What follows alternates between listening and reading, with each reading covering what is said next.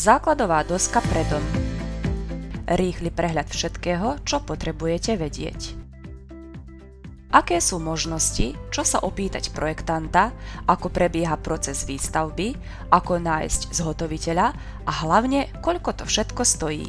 Skôr než začnete s realizáciou základovej dosky, informujte sa o všetkých možnostiach. Opýtajte sa projektanta na hĺbku výkopu a zásypu, hrúbku základovej dosky a izolácie, či si vybrať plávajúcu základovú dosku alebo obrátenú skladbu základovej dosky, postup a čas realizácie prác. Pred začiatkom prác je potrebné mať podrobný plán všetkých inštalácií a otvorov na ich vedenie, ako aj plán výstuže. Základová doska je typ základov pre dom a má hrúbku najmenej 30 cm. Netreba si ju mýliť s podlahovou doskou, ktorá je tenšia a jej hrúbka je iba 10 až 15 cm. V závislosti od toho, či je izolácia umiestnená pod alebo nad dosku, existujú dva typy základových dosiek.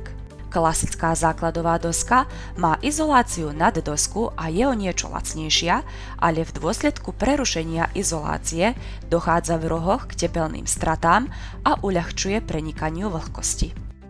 V modernej novostavbe sa budovy spravidla stavajú na plávajúcej základovej doske, kde je tepelná izolácia umiestnená pod dosku. Takto sa vytvorí súvislý tepelný obal okolo budovy a zabráni vzniku tepelných mostov.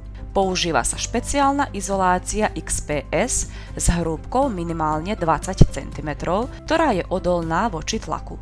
Tento typ konštrukcie je drahší približne o 2%.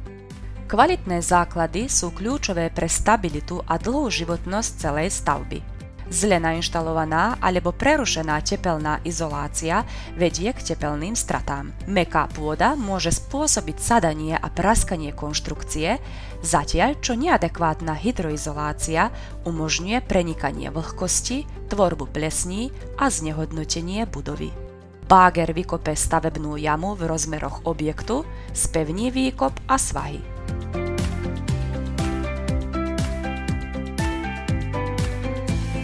Geotextília sa kladie tak, aby zabránila prenikaniu bahna do násypu a umožnila odvádzanie vody. Dodáva sa v baloch. Pod dosku treba nasypať štrk v hrúbke 80 až 150 cm podľa kvality terénu. Terén potom treba správne zhutniť vibračnou doskou. Nasledujú inštalácie, ktoré rozvádzame cez základovú dosku. Dôležité je, aby boli na správnych miestach. Cez základovú dosku treba viesť čo najviac inštalácií, vrátane tých do záhrady a okolia domu. Zvyčajne inštalujeme vodovod, elektrinu, telekomunikácie a kanalizáciu, kanály potom primerane zasypeme.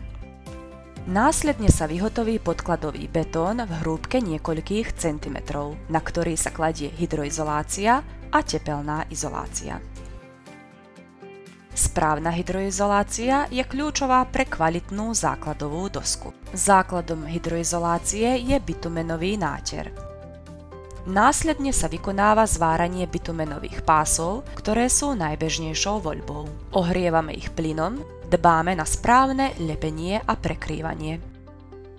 Izolácia XPS pod základovou doskou je povinná, pretože zabezpečuje kompletnú tepelnú izoláciu podlahy. Odporúčaná hrúbka je 20 až 30 cm. Nasleduje kladenie výstuže, najprv sa použijú výstužné siete. Dištančné prvky používame na vytvorenie správnej vzdialenosti. V prípade potreby sa výstuž dodatočne zosilní. Správne vystúženie základovej dosky je kľúčové. Pred betónovaním sa na okraj dosky umiestni debnenie. Nasleduje betonáž. Zvyčajne sa vykonáva pomocou čerpadla na betón. Zhotovitelia nalievajú betón do konštrukcie. Nalievajú ho rovnomerne, dbajú na to, aby betón dokonale vyplnil priestor okolo výstuže. Dbajú na správne výšky. Vibračnou ihlou eliminujú vzduchové bubliny v betóne. Potom nasleduje niekoľko fáz vyhladzovania betónu. Betónová doska musí byť úplne rovná a hladká.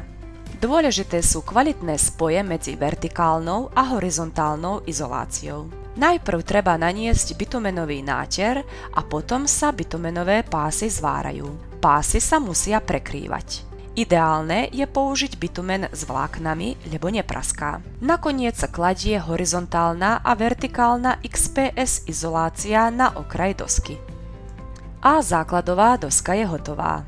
Vo videu môžete vidieť nadstavce na betónové stĺpy a steny, ako aj otvory na vedenie inštalácií. Nasleduje stavba domu. Za vyhotovenie základovej dosky s podkladovým betónom, zváraním hydroizolácie a pokladkou izolácie zaplatíte 75 až 110 eur za meter štvorcový. Cena základovej dosky pre rodinný dom s rozlohou 100 m2 je 9 000 až 17 000 eur, čo predstavuje približne 10 % z celkovej investície novostavby. Komu zveriť vyhotovenie základovej dosky? Môže ju realizovať zhotoviteľ, ktorý má skúsený tím a potrebné strojové vybavenie. Tento typ prác zvyčajne trvá 2 až 4 týždne, dobrí zhotovitelia sú často zaneprázdnení, preto odporúčame, aby ste si realizáciu prác dohodli aspoň 3 mesiace vopred. Skôr, než si vyberiete zhotoviteľa, dôkladne si skontrolujte jeho hodnotenie a referencie.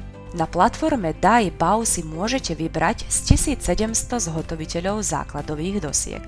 Ušetríte veľa času, ak cez platformu DAI-BAU pošlete dopyt všetkým dostupným majstrom v priebehu niekoľkých minút. Potom si jednoducho vyberte najlepšiu ponuku a zrealizujte svoj projekt.